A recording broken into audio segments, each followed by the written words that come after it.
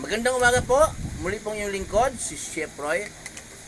Shout out po sa lahat ng makakapanood ng video ko ito. Pagpapalain tayo ng Diyos. Happy New Year po sa lahat. Sabi nila, Chef Roy, hanggang kailan ba magbabatian ng Happy New Year? Lahat ng bati narinig na Happy New Year.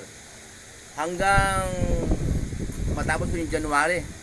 Yun ang sabi ng Diyos kay Aaron at kay Moises doon sa lupain ng Ehipto. Si Aaron po sa si Moises magkapatid. Sabi ng Diyos, itong buwan na ito ang unang buwan sa taon na para sa inyo. Okay, yung kaya po biblical pala yung bagong taon. May sa kalendaryo pong Herbio, mayroon pong kalendaryo noon na Herbio.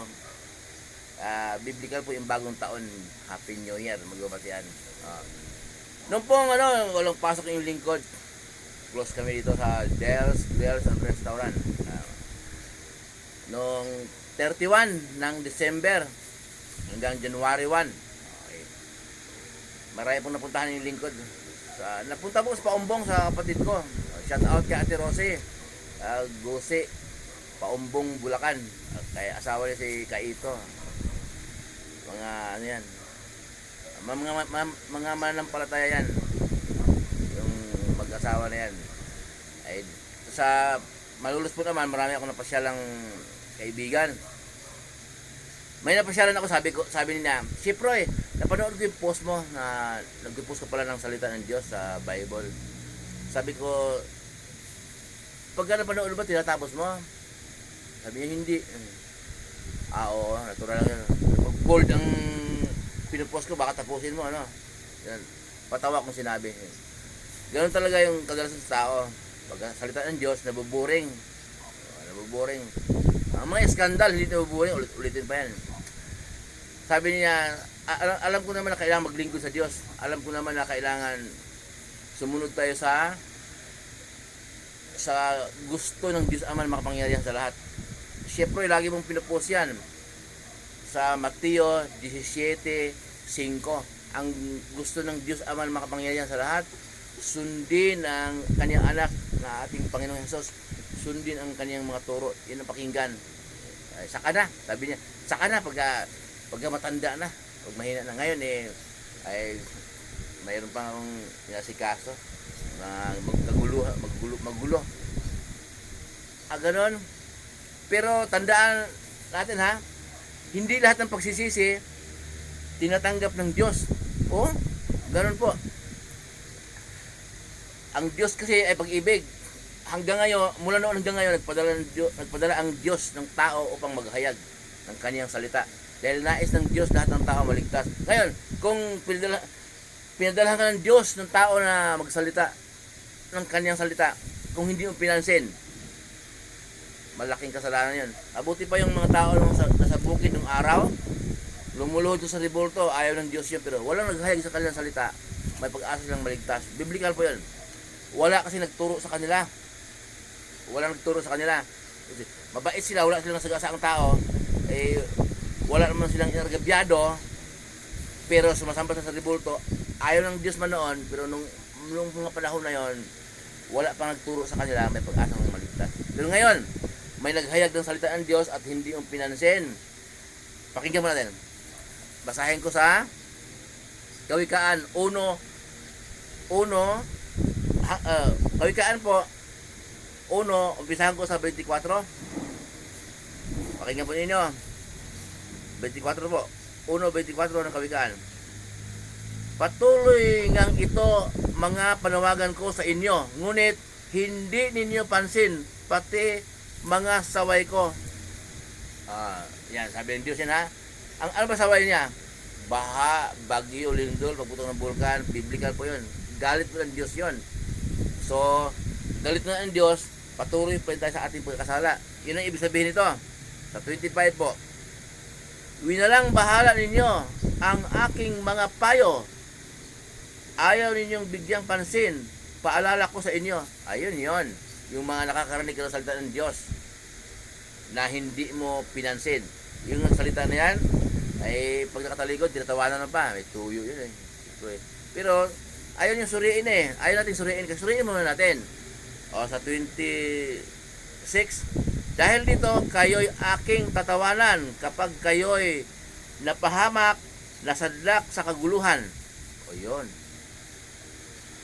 27, kapag kayo ay hinampas ng bagyo nitong buhay, dinatnan ng kahirapan, ipu-ipo ang larawan, at kung datnan kayo ng hapis at matinding dalamhati, sa araw na yon ay di ko mapakinggan ang inyong panawagan. Nako, sa araw na yon, kasi nga ang Diyos pala nagpadala ng tao na magsalita sa atin, hindi natin pinansin, tatawanan natin, siya naman at tatawanan din tayo pagka tayo po tumawag sa kanya, hindi tayo pakinggan.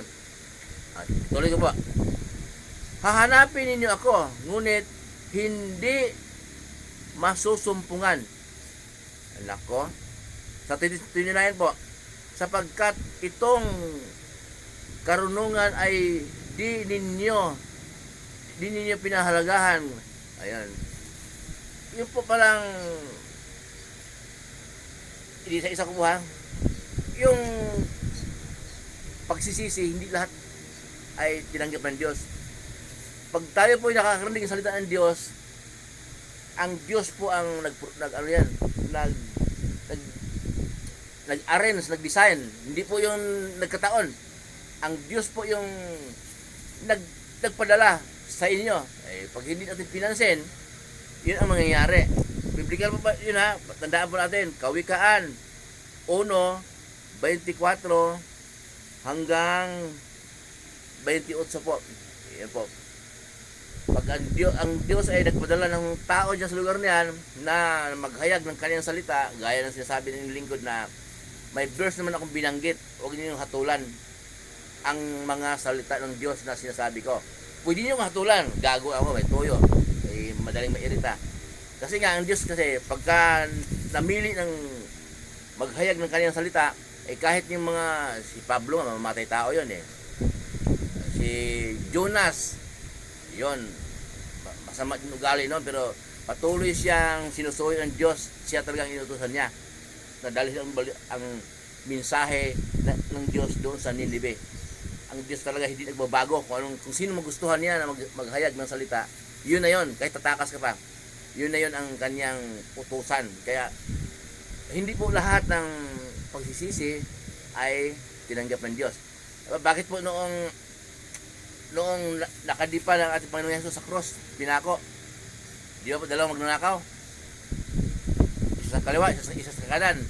Yung isang magnanakaw sabi, kung talaga anak ka ng Diyos, iligtas mo ang iyong sarili.